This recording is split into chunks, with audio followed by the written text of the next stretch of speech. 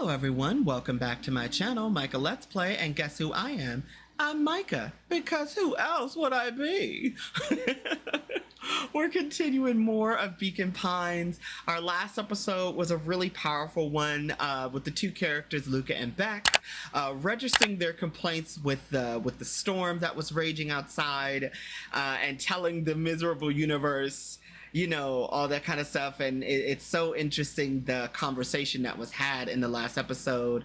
I thought it was very deep.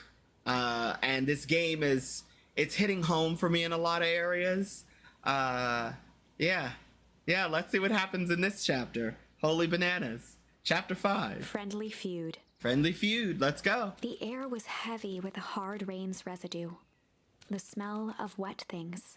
Despite his dreary surroundings, Luca felt at peace. He'd never shared those details about his dad with anyone. Not even Rollo. Sometimes that happens. Sometimes it's easier to share certain things with people when you're not that close to them because you're not worried about how they would perceive you. So that makes sense that he would do something like that. So, yeah. But it's not like this changed anything. Rollo was still his best friend. Adding Beck to the group would help balance things out. Everything's better in threes. This is what Luca told himself as he headed to the treehouse. Something tells me, no, it's not. Holy shit, what's about to happen? Catch up with Rollo in the treehouse.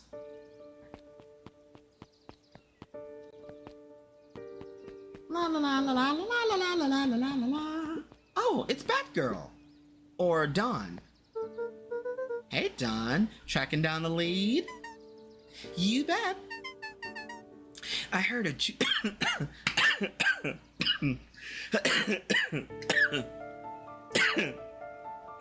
I heard a juicy new rumor. Turns out when Sharper Valentine died, he left behind a particular will with will and testament. Last will and testament. Particular how? He didn't just give his kids an inheritance, there were conditions. Oh, like what? The document stipulates that Eris has to take care of a child as a ward. See, I knew, because remember she said you're a Valentine now. So the question is who was he before he became a Valentine? A kid our age who just showed up in town one night with a lawyer. Solomon. Yep. Bingo. So Eris is forced to take care of him? Yep. Or she'll lose everything. Oh. So okay. Eris is starting to make a little bit more sense to me. Solomon is okay, and then the older boy, Augustus. So Augustus and Eris are Sharper Valentine's actual children, but this little boy, who basically looks like Sharper Valentine as a kid, starting to make me wonder. Why would Sharper care so much about exactly some random kid? Rumor has it, old Sharper sold some wild. So basically, no pun intended, but that dog was banging some bitches on the side. I got you. That explains why Eris treats him. Poor Solomon. How did you find this out? A good reporter never reveals her source, Luca. So cute. Interesting. Okay. Everything's better in threes. Oh, what's this? Jeff's hardware closed down about a year ago. That's Jeff! So this is his store. That's why the boys are able to get stuff. Because look, hardware store. Now it's making sense. Oh, his business closed. The effects of the foul harvest stretched wide. When there are no crops in the field, tractors don't need fixing. Wow. This story has so many layers.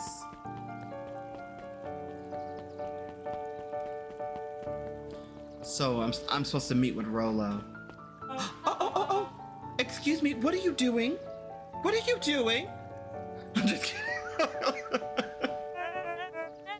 Just look, oh wow. Just locking up for the night, sir. Oh, wonderful. I can only assume that that means all festival preparations have been completed ahead of schedule? Not exactly, sir. The storm set us back a bit, and it's getting late, so we all decided to... You all decided? See, Car, that bitch ain't up to no good. That bitch ain't up to no good. Yes, sir.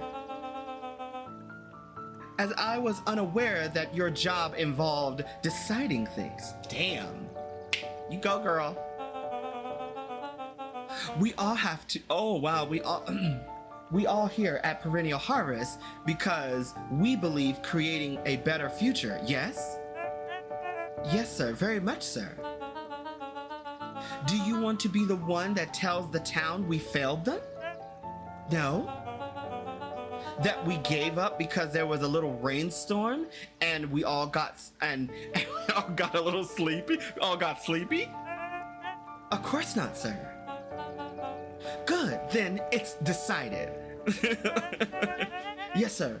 We'll all work till the task is done. See that you do. Our harvest awaits.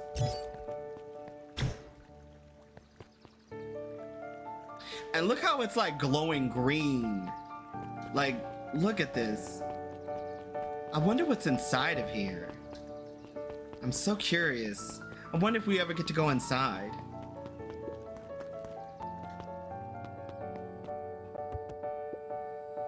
Rolo, are you still up there? Wow. I'm sorry. Rolo isn't accepting visitors at the moment. Come back never. Oh Lord, what done happened? Luca had only ever heard him speak in this stiff yet gentle tone a few times. And it always meant one thing. You're upset. Oh, what? Oh, what makes you say that? Maybe because my best friend abandoned me for no reason? See, we'll talk about this as we continue. I didn't abandon you. That part. Ooh, girl, no. I'm just a little late. Well, honey, you might be a little bit more than a little, but okay. Rolo scoffed. Ha! The rain helped me up. Liar. You weren't even home. What? The storm got bad and I got worried. So I went looking for you. I imagine my surprise when I made it to your house and you weren't even there. See? I hadn't made it back yet. I'm not a fool, Luca. It doesn't take all day to deliver some jam. No, the storm rolled in out of nowhere. And I got stuck at dinner at Beck's house. Luca stumbled on his words, knowing he'd said too much. Damn. Beck? Dinner? What the heck is a Beck? She's the new kid in town. She's actually kind of cool. You'd like her. She needed help convincing her parents that she made some new friends. New friends? I spent all day waiting for you, and you were off making new friends? Aw, his feelings are hurt. Because remember, he's not good with dealing with new people. And see, that's why I was like, oh, we need to go, but he got stuck. So yeah. Yikes. This is a sticky situation. Well, just telling the truth, honey. It's not like that, Rolo. You know. While I was waiting, I made some upgrades to mission control. I'm not gonna. It's. It was gonna be a surprise. Aww. But looks. But. But you took so long. The storm knocked it all down. You just. Oh, just like you knocked down our friendship. What does that even mean? Luca became instinctively angry in response. See, and that's the problem. When someone else is angry like that, your response is to not give in to anger. Because what you're gonna do now, what's about to happen now, is an unnecessary argument. See, the other person is mad, and now they're trying to pick a fight, or sometimes they're just angry and they're lashing out.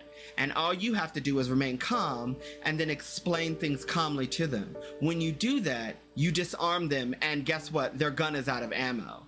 They can continue to be angry. They're probably mad because you're not acting aggressively. I know people do that.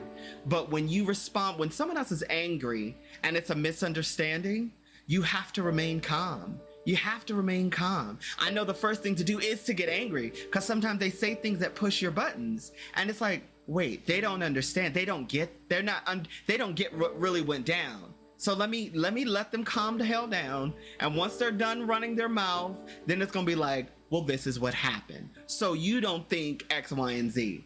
I like this. I like this. I like this. This is good writing. Both boys were now shouting across the distance. Wow. It means you're a bad friend. Wow. See, he's angry and he felt abandoned. See, and that's the thing. See, when you hang out with people all the time and people get used to you around them all the time, so they kind of don't understand if you have to do something else or you have to deviate, especially when you're not able to communicate that with them. You know, people react poorly, so I understand. You don't even care about me. And see, they say that because they're hurting, and you see the tears in his eyes. But what he doesn't realize is that because he's angry, he's only thinking about how this affected him. He's not considering, even though he did go to his house, he didn't consider that this may take Luca some time. And he met up with someone, which again, Luca should have been saying, wait a minute, before I go running off with you, let me go run to my friend real quick and let him know what's going on. But you know, again, he's a kid. He's not thinking about those details. So again, Rollo being upset he's not wrong for being upset or feeling the way he's feeling. What Rollo is wrong about is saying the things he's saying. Rollo should choose his words better. I do care, you ass. No, of course I care, you ass. I know I didn't even get into trouble. I know I'd get into trouble waiting for you so late. Waiting so late for you. Oh my goodness. But I kept my word. See? Cause that's what friends, cause that's what friends do. Wow, my vision. I'm so sorry. Oh wow, that's a noble sacrifice you made. See, yeah, okay. Easy for you to say. Your grand doesn't even care. See,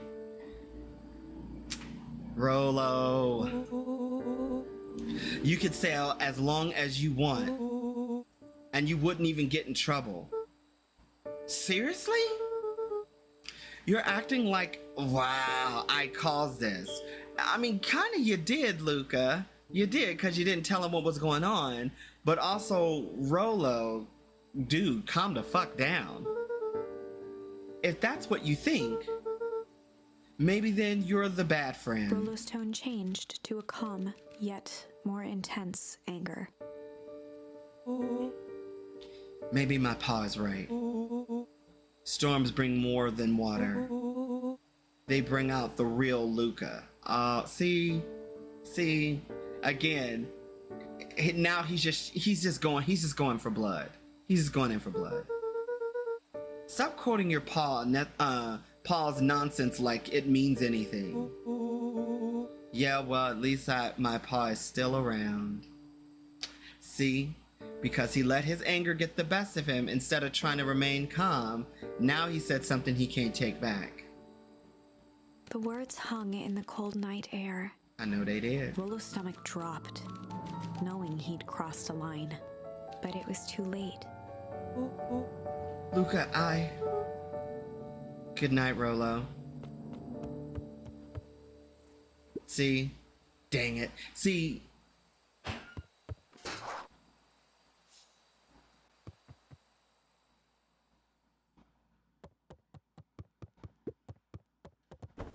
Luca dug through his old stuff, not even sure what he was looking for.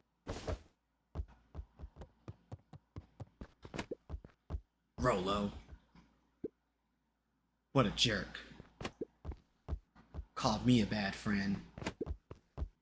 Ooh, I'm Rolo. Look at me. I have an amazing family, and my amazing family.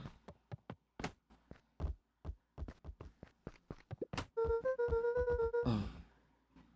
I guess I'm just never supposed to make new friends. And see, that's the problem when you have a friend like that. You know, when friends, again, you have to understand, because sometimes it's hard for other people to make friends, especially when you make a good rooted deep connection with somebody. Sometimes even just like a boyfriend girlfriend relationship, a friend can feel possessive about you, you know, or want you all to themselves, or want all your time and attention. And sometimes when they do that and you don't put that barrier there, and not that you have to do that, and not that anyone should have to do that, it's hard for people to accept you with others, or accept that you have a life, or accept that you have other things going on, and they're not there to either be with you or be the center of attention, because they like being in, you know, they like that, and they like you always being around. And sometimes people don't know how to say, well, I don't like it when you're not around, I feel lonely. You know what I'm saying? And again, you know, you have to make sure that in your relationship, no matter what it is, that you're able to communicate, well, sometimes I need to do things, or I need to be on my own, because sometimes people don't always like to be around everybody. Some people like their personal space. So I get this. I get this. Aw, weep. Poor baby. Luca? Gran cooed gently from the hallway. Okay. You slept straight through breakfast. Luca, are you all right? I'm fine. I just don't feel like getting up yet. I know that feeling all too fucking well. Okay, I'll leave this oatmeal by the door. I've got to run out and take care of some things. Okay. I'll be back to check in. I'll be back later to check in. Sure. Luca just wanted to be alone. Mm-hmm. He waited to hear the sound of the front door closing.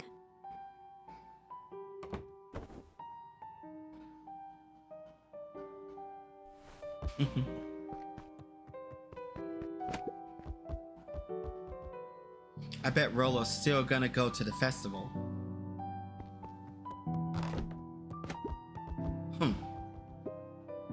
He's gonna be miserable. It's gonna be miserable. Therapy.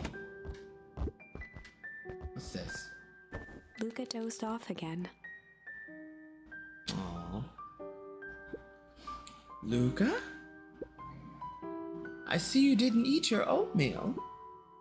Wasn't hungry. Well, in case you get hungry, I'll leave a sandwich here too. Thanks. Rolo came by. What did he say? Look how he set up. What did he say?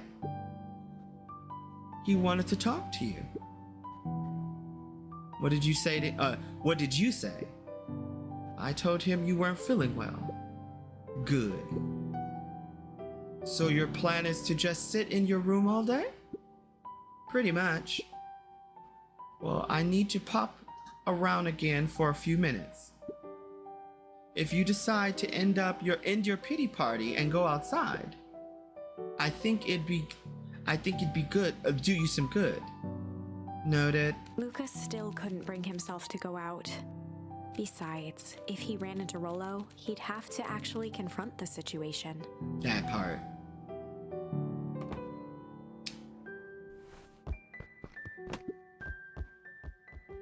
Oh, okay.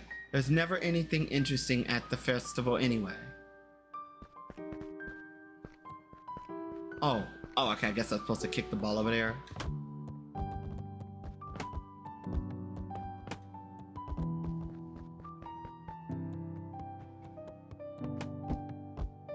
Nice.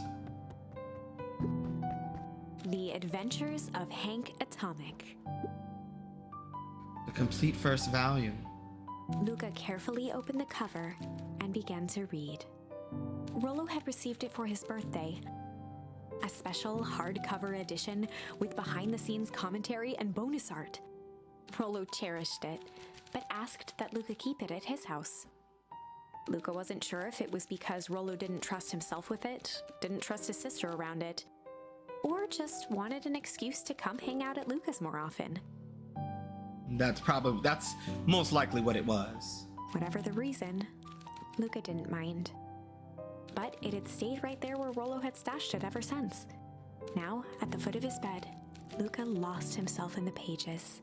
He'd read it all before, but at this moment, it somehow felt sentimental. He was well into issue number 5 when he heard soft footsteps from the hallway. Luca? Another little friend came to see you. A girl named Beck Maldwell. She said you met yesterday. What did you say? What did she say? Is she here? She just dropping by. She was just dropping by. I told her you weren't taking visitors today. Oh. She seems nice. Yeah. You had a fight with Rollo, didn't you? No comment. Come on, can I come in? Maybe later. All right then. I'll leave dinner on the kitchen table. In case you want to bite before bed. Without realizing it, Luca had pouted away the entire afternoon. He once again felt the weight of it all and allowed his weary eyes to close. Luca stood in a vast black expanse. Oh, another dream. He looked up at his father standing beside him. Walt was working a straw at the bottom of a fountain glass, trying to collect the last bits of milkshake. Dad, where are we? Taking a final loud gurgling sip, his father peered up from the glass. He jangled the straw playfully with a warm smile, then lifted the empty glass as if to point into the darkness. The source. Luca's eyes followed his father's gesture. In an instant, he was sitting in front of a blazing campfire. Across from him sat a large figure in a yellow hazmat suit. Really? The figure's voice was a scratchy echo. Well, if it isn't the man of the hour. Make yourself comfortable. Wow. Luca held his shivering hands over the flame to warm himself. It doesn't work that way here.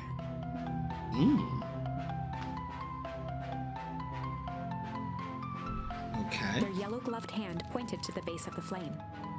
It's a cold flame, see? Luca peered at the base of the fire. It wasn't wood that was burning. It was Beacon Pines itself.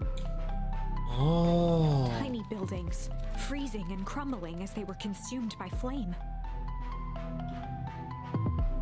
Luca could see small shadows moving in the burning city. People.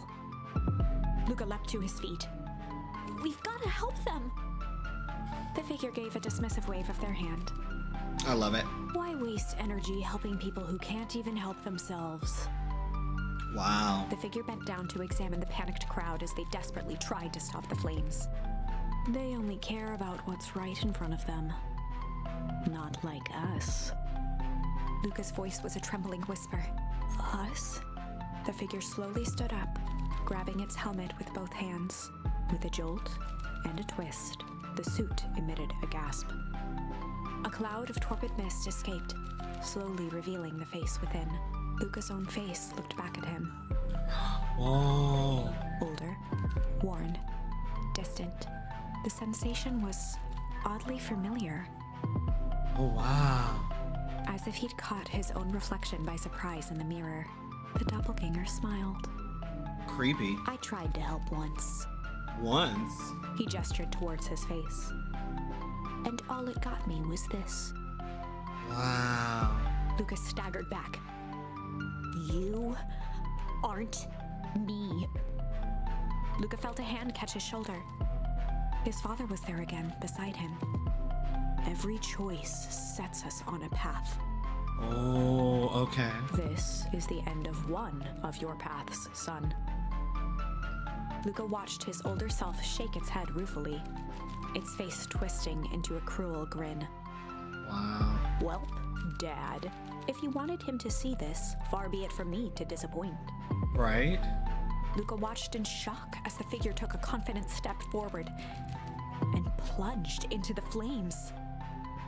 In a flash of cold light, he was gone.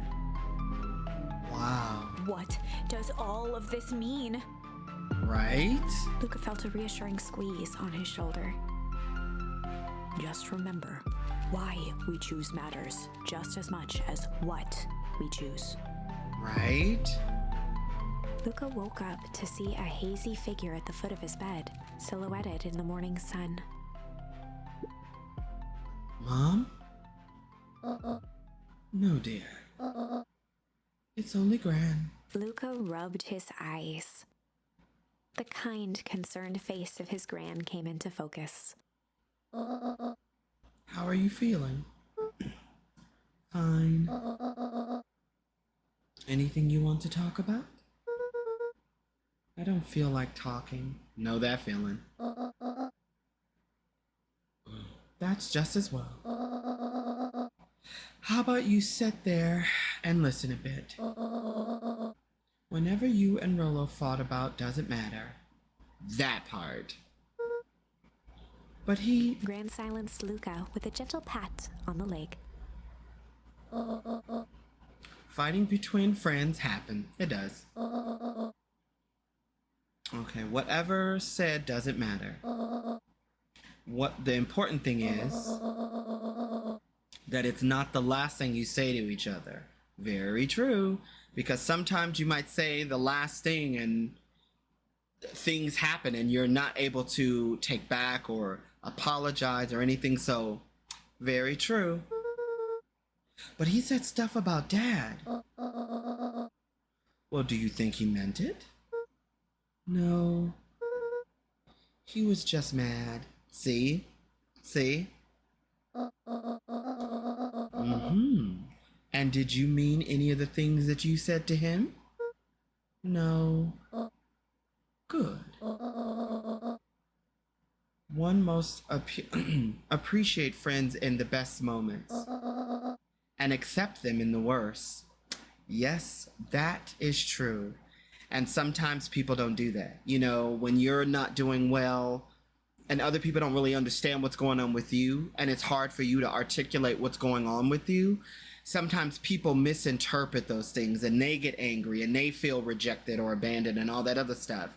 And sometimes it's hard for you to explain, well, I feel like this, or I don't feel like talking about this. You know, like I can relate to this in a real way. So I've been there before, and when the other person gets mad, like I said before, I don't get mad because I know they don't understand. They can't figure it out because they're not you. They don't know what you feel, you know, and no one also has the right to tell you how you should feel when you're not good. When you're not okay, no one has that right to say X, Y, and Z, because of this, you should do this. Well, you don't know what I should do. Like in this example, you know, because I'm feeling this way. So I really like this. Again, this is hitting home for me. And I got to wrap this up because I got an appointment after this. But I really like this. And this is a very talky episode. I'm sorry. Except I love it. Now go get your little butt out of bed. The festival's today. You don't want to miss it, do you? You don't want to miss that, do you? I guess not. Seems like a good opportunity to amend with Rolo, doesn't it? Luca gave a reluctant nod. Okay. So buy him a corn dog and apologize. And even when you're not wrong, it's always best to apologize to the other person, Because again, you have to always keep in mind that the other party doesn't understand what's happening. You know, they don't get what's going on with you. So it is up to you to be open and transparent and say, this is what's going on, and I'm sorry this made you feel this way, but this is what it is, you know? And don't expect an apology in return, or don't feel like someone owes you an apology because of whatever. I mean, technically they do, but it's not about them apologizing. It's about them knowing what's really going on and being as open as possible. So, yeah. But he said that one day. Okay. What did I say? Buy him a corn dog. That's a good boy. Everything is better with corn dogs. I need to get going now. Got some last minute festival business to take care of. I'll come find you at the fountain a little after lunch. All right. I love you, Luca. Aw. Love you too. That's so sweet. Luca took a deep breath. Okay.